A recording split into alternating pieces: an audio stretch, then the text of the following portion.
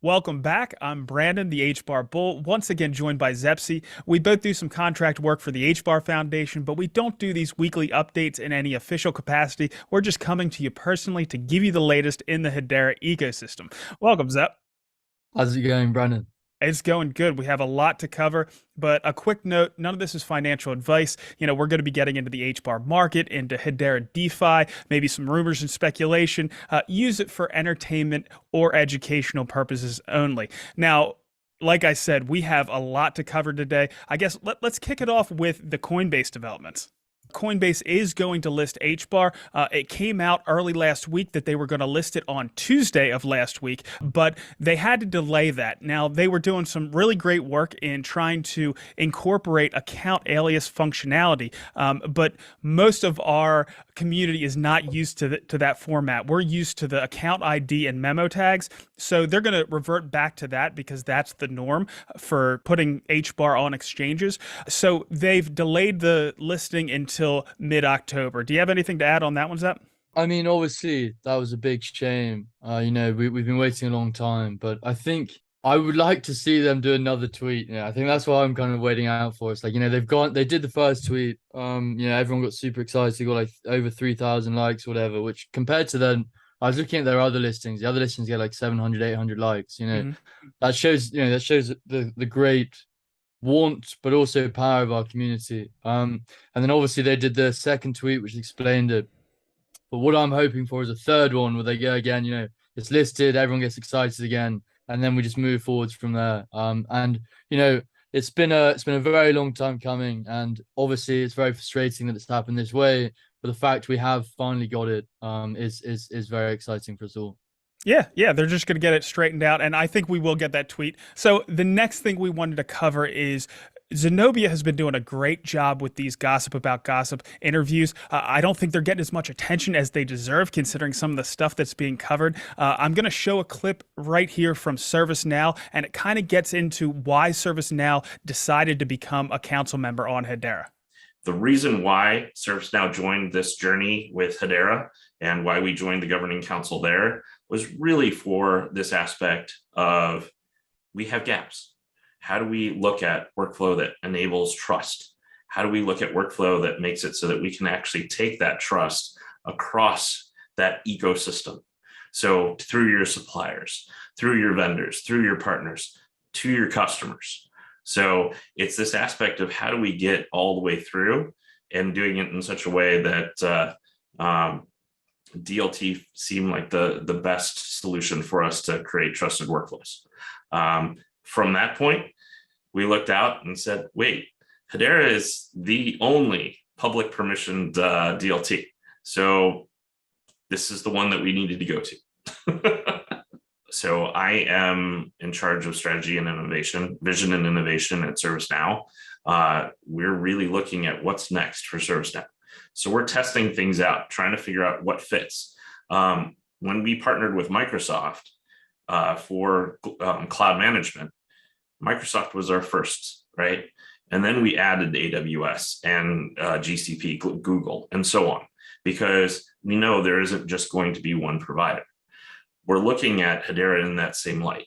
So we're starting with Hedera and figuring out, okay, what are the others that could come after? But we want to make sure that we have things worked out before that ecosystem expands.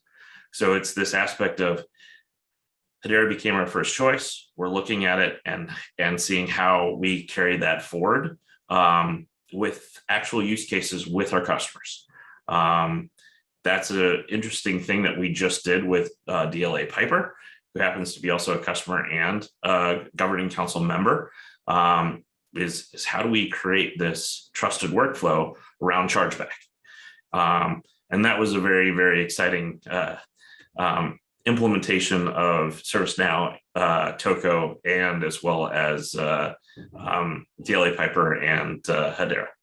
All right, so not only did we hear about why they became a council member, but some of the stuff that they're working on behind the scenes with Toco and DLA Piper, so that should be exciting. The next clip that I want to show from one of these gossip about gossip episodes is from FIS WorldPay. So let's listen in on this one. And so the use case that we're developing on and hope to bring to market this year is basically what we're calling proof of reserves, where we can get for each transaction where we mint and send out stable coins, some sort of proof that we as WorldPay have actually provided the minting party, whether it's Circle or Coinbase or Paxos or Binance or whatever stablecoin you're using, that we had provided that party with the equivalent amount of fiat to mint the stablecoins that we minted and then sent to you, our client.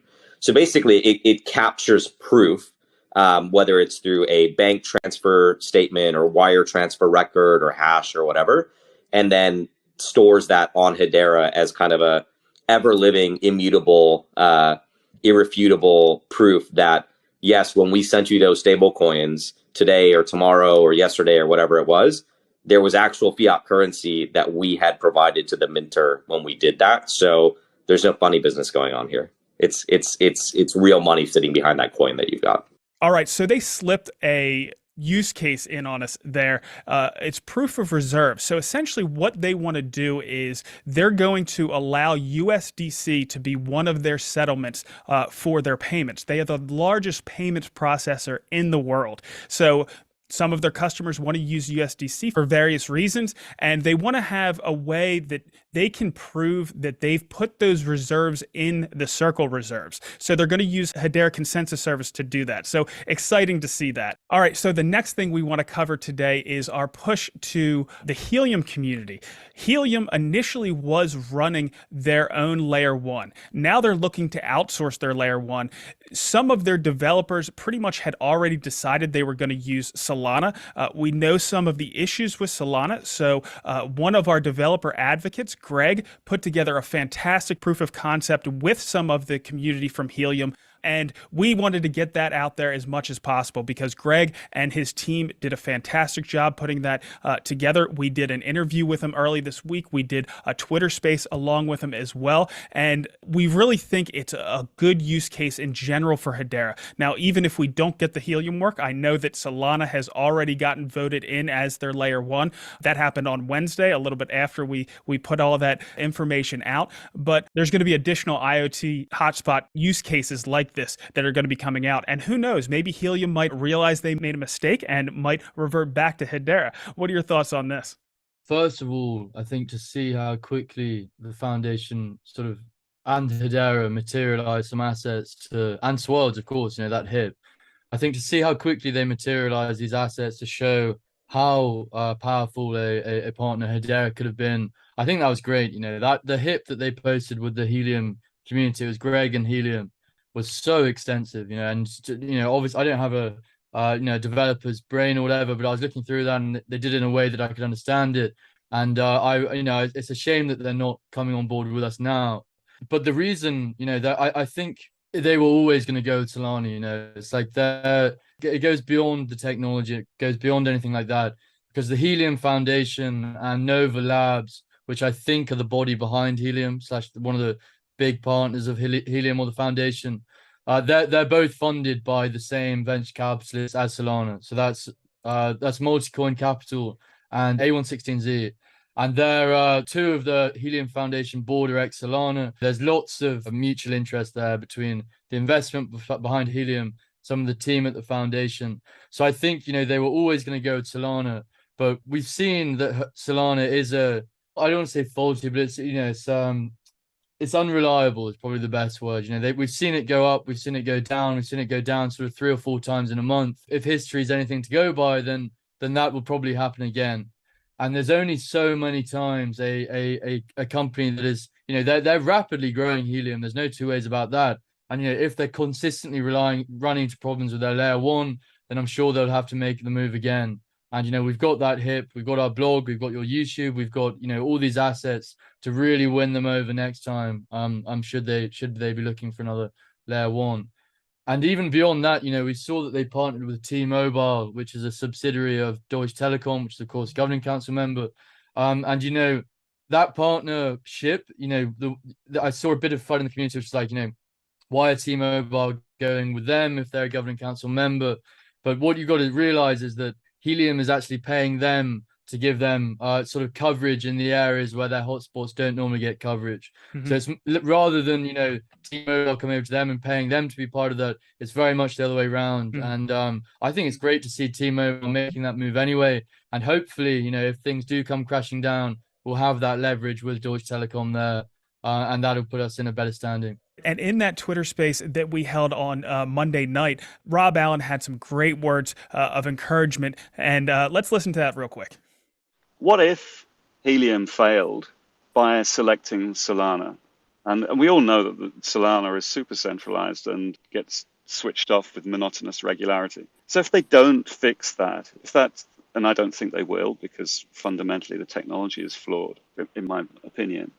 So if they don't fix that, and you know this poorly governed change is pushed through, is forced through by Nova Labs and Multicoin, who are the investment backers of these things, then what we've done is gone through a process of, you know, a transparent, open, technology-driven assessment of our own to assess whether or not there is an alternate to the direction of travel of Helium.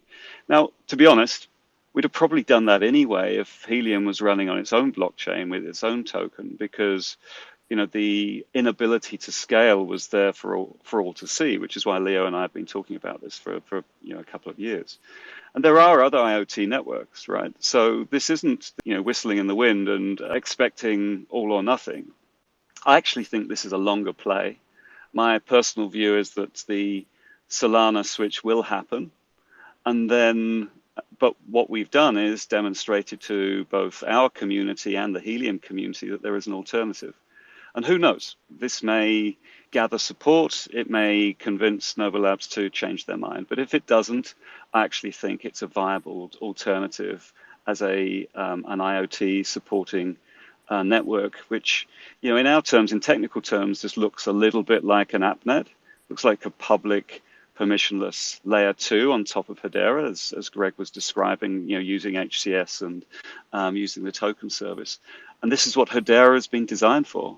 All right, so the next topic we have is there was a fantastic LG NFT launch event in New York on Tuesday. You can see Mance and the artist Barry Ball at the event here. I see this as only slightly overlapping with our current NFT space, and really it just enhances it. You know, where dead pixels and hashgraph punks are great for profile pics and avatars, the LG NFTs are perfect to have up on your LG OLED TV for gatherings before the Super Bowl, cocktail hours, corporate events, and in addition to the beauty, like a Monet or a Pollock hanging on the wall, it's a conversation starter. And in this case, for everything from the artist, Hedera, and NFTs in general. So I see it as a huge value add for the space. It also seems like they've added some functionality on their TVs as well. This is a video, again, from longtime Hedera community member Jerry. So shout out to Jerry, and thanks for the content. What are your thoughts on the developments for LG?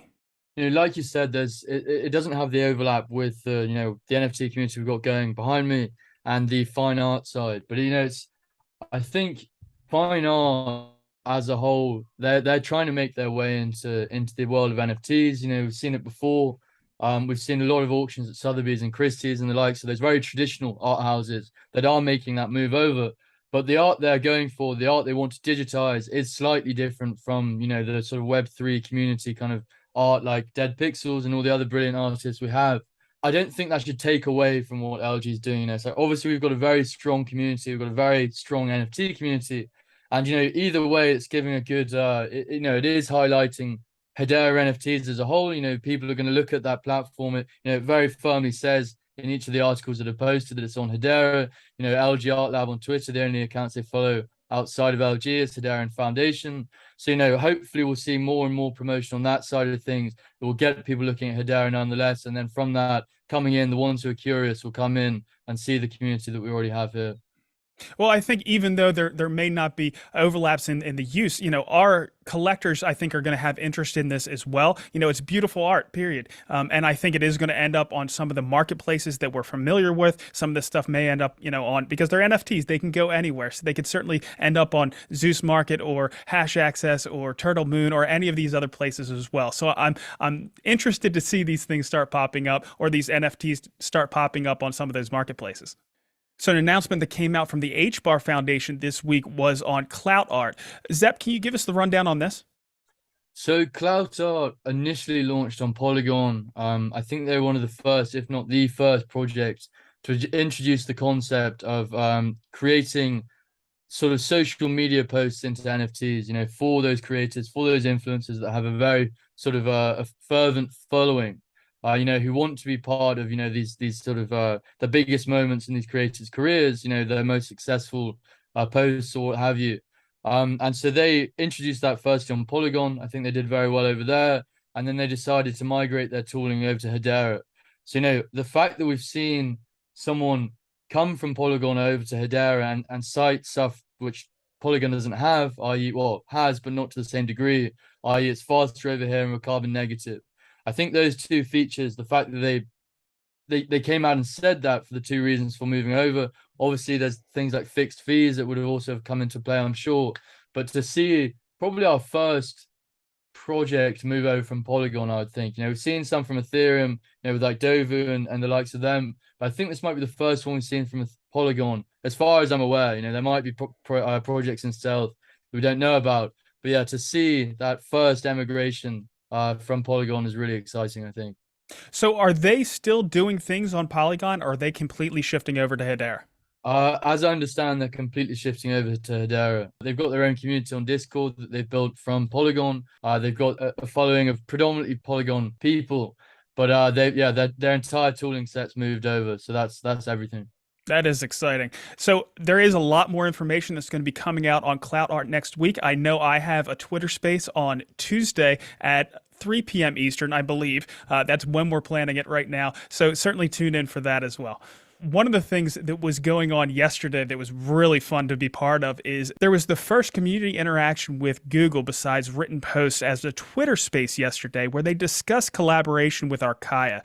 Who knows what Google is building behind the scenes, but what I took away from it is they're focused on creating the tools and infrastructure to enable the next 10 million developers in the Web3 space, which will drive the adoption of the next billion people. And that's paraphrased from what they said in that Twitter space. Did you catch this space up? I did. Yeah, I had an ear in for the whole time. I think it was really exciting just to see Richard Widman, who's the representative at Google, I think their digital assets, just to see him in a space with Hedera, to see that they tweeted out about Hedera relatively recently as well.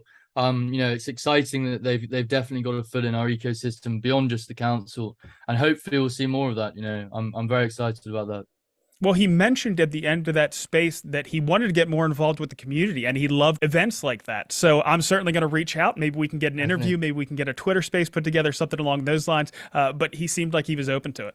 All right, so we do have some news on CBDCs as well. Carmel Cadet, she's the CEO at MTech. She tweeted out there's the official green light for US CBDC testing, and she got that from another project she's involved in, the Digital Dollar Project, who was referencing a framework for international engagement on digital assets. So overall, this is exciting. I just wanted to mention it because MTech is involved with that Digital Dollar Project, and Hedera is part of the tech stack for MTech, or is the DLT that MTech uses. So exciting stuff. Yesterday, we had another one of our investor pitch events. This one was just focused on privacy-related use cases. It went really well. There's some great pitches. We already have them up on our HBAR Foundation YouTube channel. You can check them out there. We had Tomb Technologies, Fiduciary Data, and Reprivata. There's a few things around Reprivata. That's, I think, their overall companies called Reprivata. There's Imprivata, and then also this use case that's built on Hedera is called I Own Me. And you mentioned something about that. Do you have any information? So yesterday there was a press release which stated that George Gervin, who is the full-time NBA, he's got 4 NBA scoring titles, I think. He's using I Own Me, which is this new sort of privacy platform, to record, authenticate enforce his legal and title rights, I think it was, to his data and digital assets on Hedera. So that's a big name. I don't actually know him myself, but I think he's back in the day, he was a big name. And to have 4 NBA scoring titles is a big deal. So the fact that they've taken the initiative to come over to IONME shows that it's obviously has some serious potential, some serious credentials, and of course all that's on Hedera. So that was exciting to see. I do want to say that if there's any investors that are looking to deploy capital in the space, we're going to have another one of these events on October 13th. So you can contact us at the HBAR Foundation. Or if there's any builders in the space that want to pitch their Hedera use case, you're more than welcome to come on as well. Of course, we want to make sure that you're working and actually building on Hedera. So there is a vetting process, but we'd love to have all the builders come on. Let's go ahead and get into some transaction analysis on Metrica. All right, so the first thing we always cover is the transaction volume. We are still sitting at about 1 million transactions per day, so not too much has changed there. Same thing with time to finality. We're sitting at just under 5 seconds. How about account creation? How's that been going over the past week? Over the last month, I think we've seen the most accounts ever created on Hedera, which is about 130,000. And there's obviously a lot of factors attributing to that. We've seen the NFTs get bigger and bigger. We've seen SaucerSwap take off. And actually on that point, with SaucerSwap, Hedera published their Hot DeFi Summer overview of what happened over the course of it. We obviously see the big NFT boom, but we saw the amount of not just accounts being created go up, but the increase in the amount of active accounts. So I think if I can read it off of here, it says, for the month of July, daily active ecosystem accounts averaged at 471. So SaucerSwap then launched on August the 5th. From August the 5th, we then saw over the next month an average of over 2,000 accounts, which is an increase of 1,500 or 300%. And then to date now, we now see over 6,500 active accounts. So that's gone from 471 active accounts at the very start of the Hot DeFi Summer before, as we were getting ready for SaucerSwap to launch, and that's now gone up to 6,500. So that's a huge amount we've seen on the back end of SaucerSwap and DeFi, and also Hedera NFTs. And as we know, we've only got far more to come with DeFi and NFTs. So we're really seeing what we never saw before. We are now seeing these retail applications start coming into the ecosystem, taking off. We've finally got something to do as members of the HBAR community. And, we've seen that the focus from the foundation is very much going towards getting more of these retail applications. We've got 1 to 11 with their 5 NFT play to earn games that are coming. We've got, Slime World that we've seen go up that predates the foundation, I think. But, we've got Heliswap coming. We've got Lemonades. Is it Lehman Swap? Lehman Swap, yep. We'll talk about it in our DeFi We've got update. Heliswap coming. There's one more, I think, I can't quite remember the name of it. But, we've seen every day I see more users come in. Every day I see more Solana users coming into the NFTs. So I'm sure that account metric is only going to keep increasing.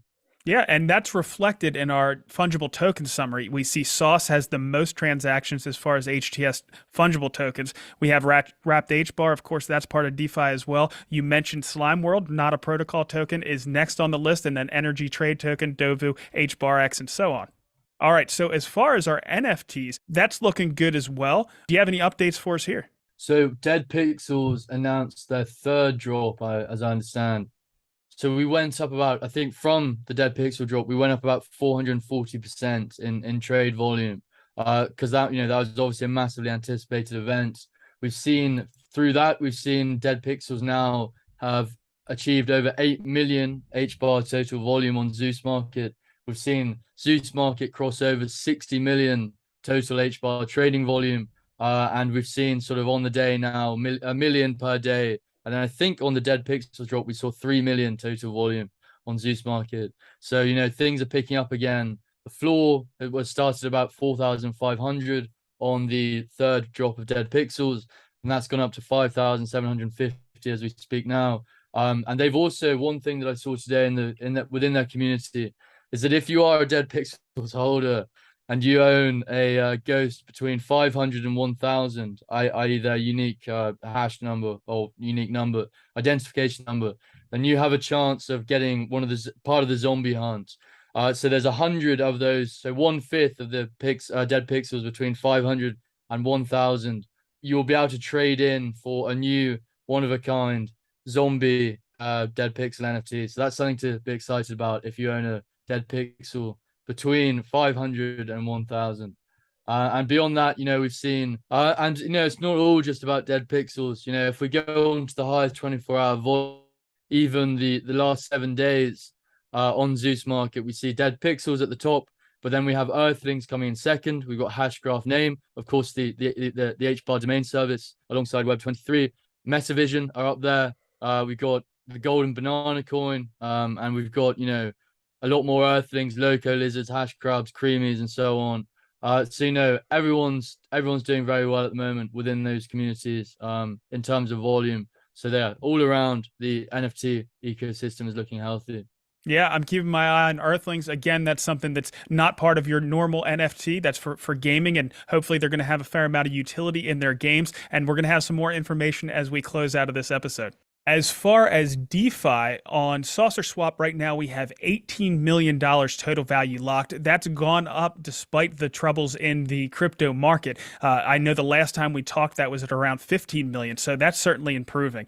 As far as the farming rewards, we have USDC HBAR X at 88%, HBAR USDC at 84%, Sauce HBAR is sitting at 71%. So we're looking good as far as the farming rewards. And the LP rewards, some of the higher volume pairs, we have Sauce HBAR sitting at 4%. We have USDC HBAR, which I like to stay involved in, is sitting at 10%. HBAR X HBAR, that one's usually fairly low because we have a fair amount of liquidity there. That's at 0.7. And then we have Sauce Link, which is really high. It's always fairly high. That's up at 29%. Now, those do compound. So you get your farming rewards and you get your LP rewards on top of that. So that's always good to see. Now, there are plenty of dangers in DeFi as well, so you have to be careful. Before we go on to Stader, I do want to say that I know of a pretty nasty hack that just took place, and I actually experienced this. I didn't actually get hacked, but if you go to some of the Stader social media sites and start requesting help,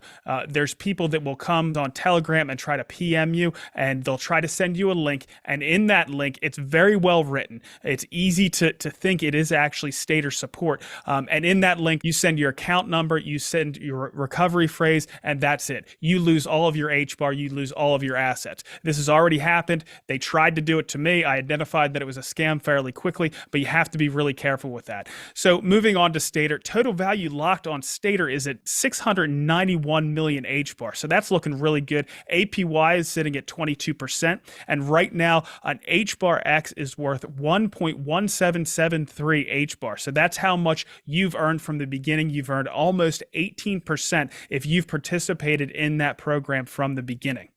Going back to SaucerSwap, we do have some information of Sauce getting listed on a centralized exchange. Zep, do you have any information on that? Yeah, so MEXC, they have a commitment to supporting the HTS token ecosystem, as I understand. And we've seen, so yesterday, I think it was the day before yesterday, we saw Source get listed on its first centralized exchange. It was great news. Within the first 24 hours, they did over $1 million volume. Which is, I think it's pretty massive, to be honest. That is pretty amazing for a newcomer on an exchange, from a burgeoning ecosystem, but a small one at the moment nonetheless. So that's really good news. They performed very well on their listing, so hopefully that got a few more eyes over. But yeah, on the whole, great news for SaucerSwap. They also got listed on CoinGecko and CoinMarketCap as a result of that. So yeah, really excited to see more people start being able to see what's going on with Source and SaucerSwap. Yeah, exciting for sure. We have HeliSwap. I do have a little bit of an update. It's going to be another few weeks before they actually go live with HeliSwap. I'm looking forward to it. I know they have a great team behind them. They certainly know how to market, so I'm looking forward to that. And we have a newcomer, Lehman Swap, that's going to be coming on. It's great. I love some of their branding on their website. A place where internet money grows on trees. So their mission is to provide the most efficient way to exchange any asset that's decentralized and permissionless while supporting high-quality, aspiring projects to further the objective of building a robust DeFi and Web3 Hedera ecosystem. And their token's going to be Juice. I think that's a great name for a token. If life gives you Lehman Swap, make Juice. And it looks like they want to have the community involved. One of the things they have on their site is the community is our natural sweetener. And it looks like they're going to probably launch here in the next few months. So we're looking forward to that as well. All right, and moving on to the HBAR market, considering what has happened in the macroeconomic environment, the Federal Reserve, the central bank of the United States, came out this week and they raised interest rates the expected 0.75%, but they were fairly hawkish, saying that interest rates were going to have to stay high for an extended period of time to get inflation under control. Now, I don't understand how they can know that, but risk assets didn't like it and stocks dropped like a rock. Now, considering that, I think that crypto held up fairly well. HBAR right now is sitting at 6 cents. It hasn't broken its support around 5.5 to 6 cents, which is certainly good to see. If we do go on a bit of a run here, I would be looking for resistance at the 50-day moving average at about 6.7 cents. We can see here from last week our pump from Coinbase. So hopefully if we get another announcement of Coinbase listing, we'll see that pump again, but we gave back most of those gains. So hopefully the macroeconomic environment will lighten up here a little bit and we can see crypto continue to hold strong. All right, Zep, I know we covered a lot here today. I do want to say that on this channel, we are approaching 10,000 subscribers. Woo-hoo! So we are going to be doing a giveaway when we do cross 10,000 subscribers. We aren't doing it quite yet. I think we're going to give away one of our first 1 centers. There's only 100 1 centers. The 1 centers were meant to commemorate the people that bought the bottom for HBAR back in 2020 at around 1 cent. We're going to give out some more of the HBAR Bull airships, which are going to be the fastest in the Earthlings game. We have some pins from Earthlings. We're talking to some other creators as well. So once we do cross 10,000 subscribers, which hopefully will be within the next month or so, we're going to be doing that giveaway. And that's pretty much all I got. Do you have anything else before we let you go, Zep? Yeah, no, congratulations, of course, for getting nearly 10K. Congratulations on my new microphone, which has just come up on the screen. But also to, we've seen more accounts come through than ever. We're seeing SaucerSwap listing on its first centralized exchange. We're seeing volume picking up again on Zeus and across it on Hashtaxis and Hashguild. We've got things that we should be expecting. I don't know when Atmo is, but I know it's coming. And we just gotta, we gotta be patient on that one, I think, which is obviously not something you want to hear all the time because we've heard it a lot. But that is coming. I actually had a dream about it last night, so I've got a weird inkling that it's coming soon. It was like the best dream I've ever had, so I've got a good feeling. But beyond that, retail is looking great in terms of the applications we're getting. We've got some good energy there. Seeing more users coming across from Solana. We saw, of course, the Polygon migration.